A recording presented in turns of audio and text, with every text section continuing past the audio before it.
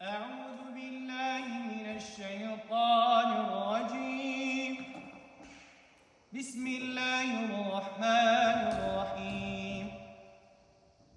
ولو جعلناه قرآنا أعجميا لقالوا لولا فصلت آياته أعجمي وعربي قل هو للذين آمنوا هدى وشفاء والذين لا يؤمنون في آذانهم وقر وهو عليهم عمى أولئك ينادون من مكان بعيد. صدق الله العظيم. Tá bom, tu agora você já vai.